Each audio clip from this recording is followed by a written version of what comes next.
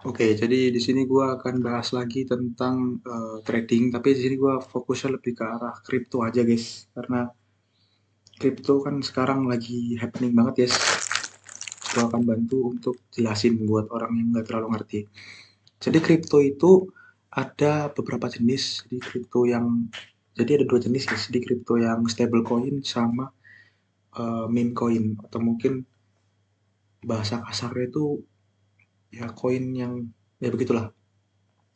Nah, untuk koin yang stable coin itu kayak Ethereum, terus Bitcoin, ETH gitu ya. Untuk meme coin ya banyak ya, kalian bisa lihat. Perbedaan basicnya itu kalau meme coin per day itu bisa plus banyak, guys. Bisa minus banyak juga. Sangat volatil. Kalau yang stable coin bisa lebih santai gitu, guys. Bahkan per hour untuk meme coin itu luar biasa tinggi, naik turunnya bisa di atas 2%. Sorry, di atas 1%, naik turunnya 1,2, 1,3. um, jadi per harinya tuh kelihatan naik dan turunnya. Sementara stable coin itu kecil, nih kalian bisa lihat cuman minus 0,1 doang, guys. Tuh kalian bisa lihat dia benar-benar kayak naik turunnya tuh kecil sekali. Walaupun kripto terkenal sama volatil, tapi kalau stable coin itu biasa lebih aman. Nah, gue akan ngebahas tentang kriptonya sendiri, guys ya. Untuk setupnya, kalau menurutku setup kripto itu harus kalian itu punya beberapa HP. Jadi kayak misalnya kalian pakai exchange dari Mas Gabriel Ray kan, pakai Thrift misalnya, atau kalian pakai exchange dari Mas Timothy Ronald gitu. Nah itu kalian harus, kalau pengalaman gue ya, kalian harus punya dua device, guys. Nggak harus sih, nggak harus juga sih, cuman lebih enak untuk melihat market, guys. Kenapa gue harus dua device? Karena kalau kita ngelihat data itu gini-gini. Jadi kadang pas kita beli atau apa, eh, user interface-nya itu ketutupan sama daftar kita mau beli, guys. Fokus kita bakal fokusnya ke belinya itu, bukan di antara presentasenya. Tapi kalau dia punya stand alone untuk ya pokoknya itu kriptonya tuh sendiri gitu loh, guys. Itu kalian bakal eh, lebih mudah untuk menentukan keputusan gitu. Kalau gue ibaratin kayak misalnya kalian misalnya apa ya, jualan lah, satu jualan, tapi kalian kayak fokus untuk yang jual, kalian yang bayar, kalian yang masak gitu. Jadi kayak agak susah gitu ya. Tapi kalau kalian punya device kayak monitor banyak gitu ya, misalkan ada monitor dua, satu laptop, satu HP, nggak usah pakai HP deh, pakai dua monitor gitu, kalian bisa ngelihat istilahnya itu kalau di jualan mungkin kan kayak satu orang untuk kasir, satu orang untuk masakin, satu orang untuk plating, jadi lebih enak untuk mengambil keputusan gitu, guys, lebih tidak apa ya, tidak salah gitu loh intinya. Nah, sorry guys. Terus untuk kripto ya, kripto ini juga kalian harus ngerti banyak datanya, guys. Jadi market cap itu adalah harga total dari seluruh koin itu, guys. Misalnya Bitcoin nih, market capnya berapa? Misalnya 21 billion misalnya. Berarti itu total Bitcoin yang ada di dunia, guys. Kira-kira kayak gitu. Dan eh, kalau misalnya lihat market cap itu adalah eh, istilahnya itu market cap kayak misalnya gue bikin HP ya, gue bikin HP, HP-nya itu ada 100, market cap-nya itu berarti 100 HP itu harganya berapa? Kayak satu HP 1 juta, berarti 100 juta market cap-nya. Kira-kira kayak gitu, guys. Di sini gue belajar kripto dari teman-teman gue, guys. Jadi ada teman gue dari kampus namanya Dipo, guys. Teman gue yang Dipo ini dia punya eh actually dia pengusaha sih, guys. Cuman teman gue ini eh berhasil, guys, beli BMW, guys ya. Ya, dan dia main kripto. Gue nggak tahu ya dia belinya kenapa. Tapi actually kripto ini luar biasa powerful, guys. Jadi kalian bisa masuk aja. Kalau kalian masih ragu, menurutku lebih baik main apa istilahnya, guys? Bukan main sih, ya kalian seriusin banget. Tapi kalian mainnya jangan yang over gitu kayak misalnya misalnya nih modalku duit dingin yang aku punya misalnya 200.000 ya. Kalau kalian masih ragu kalian bisa masuknya di mungkin 120.000, 50.000 gitu ya. Udah oke guys, nggak usah banyak-banyak guys. Ini ada poin UKB guys. Untuk kripto-kripto begini, kalau menurutku guys ya, yang paling enak itu kan belajar sama orang guys. Gini-gini, kripto itu salah satu apa ya, salah satu alat tukar yang luar biasa volatil ya. Jadi kayak naik turun tuh per jam. Dan dia itu lumayan banyak jenisnya kan. Ini banyak banget ya. Jadi kalian harus benar-benar ngerti dan menurutku kalau kalian belajar sendiri kalian bakal sangat-sangat ketinggalan. Karena kripto itu ilmu yang dia itu terus berubah sesuai perkembangan market ya. Jadi kalau kalian belajar kayak actually kayak saham aja tuh berubah-ubah terus kan. Tapi kripto ini lebih cepat lagi berubahnya. Kayak ada berita apa langsung berubah gitu guys. Jadi kalian harus belajar sama teman-teman kalian yang memang benar-benar suka sama kripto. Kalau menurutku guys ya. Jadi kalian nggak bisa stand alone sendiri, cari-cari sendiri beda guys. Karena ini kripto itu kayak eh, masa guys atau for the hype gitu.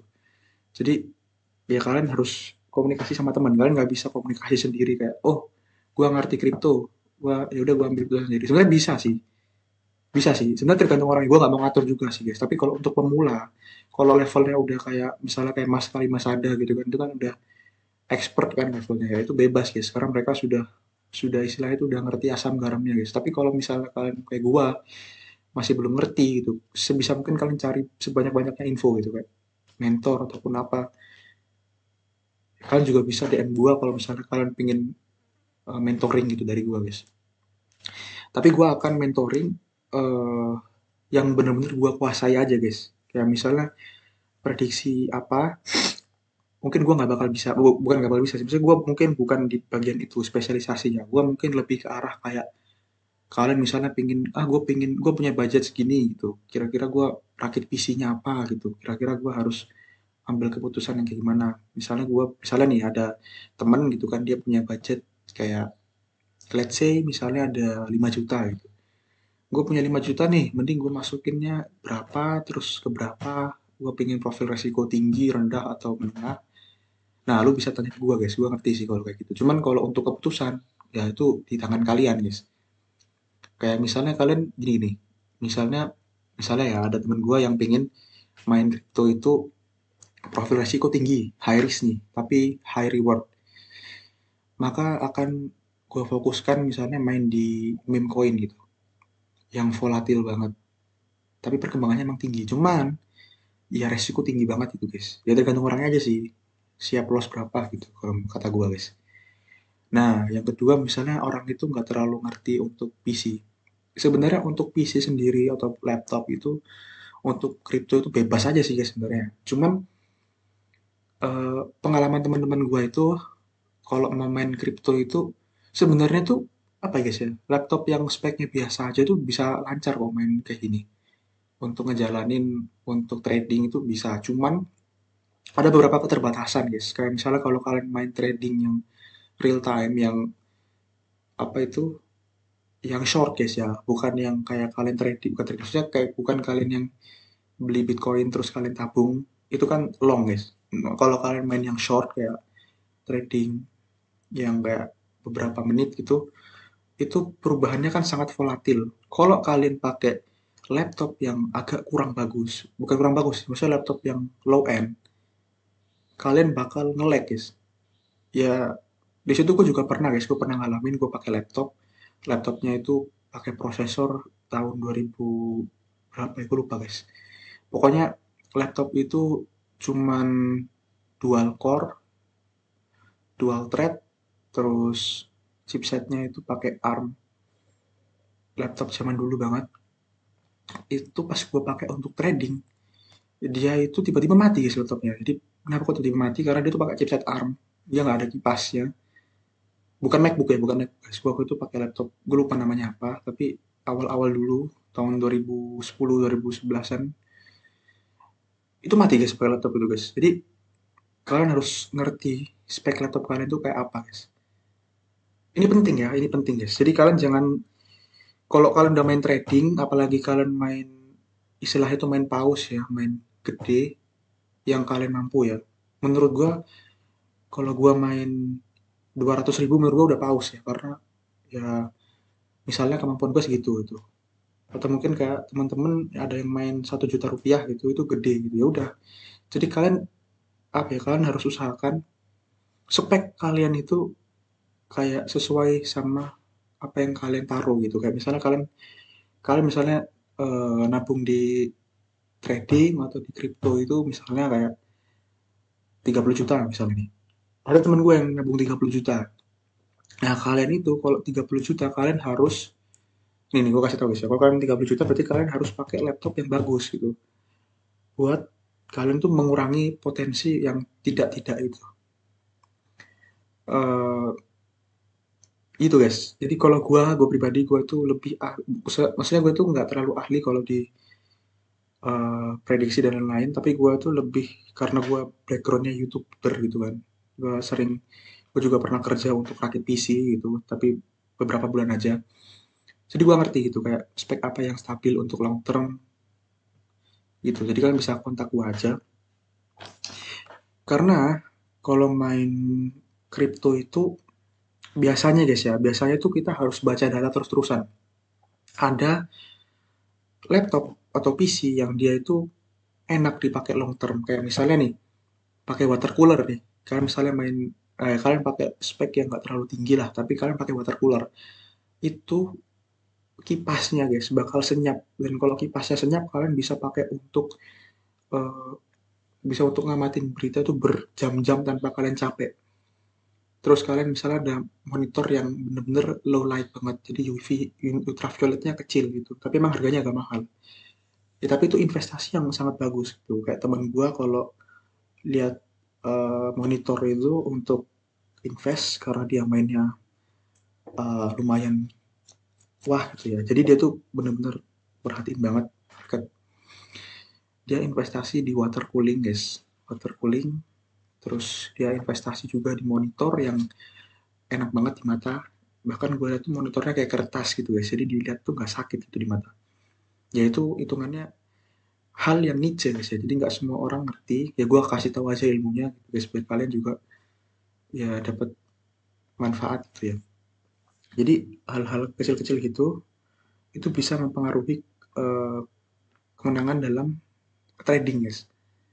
Karena ya ya namanya apa ya guys ya, namanya kita menggunakan ilmu dan lumayan lelah karena terus-terusan di depan monitor ya pasti gangguan kecil doang bisa membuat kita jadi lebih apa istilahnya guys, ke distraksi gitu loh. Kayak misalnya kita lagi trading tapi dengerin suara laptop yang berisik kita jadi kayak pusing gitu. Itu bisa banget guys, itu bisa banget guys.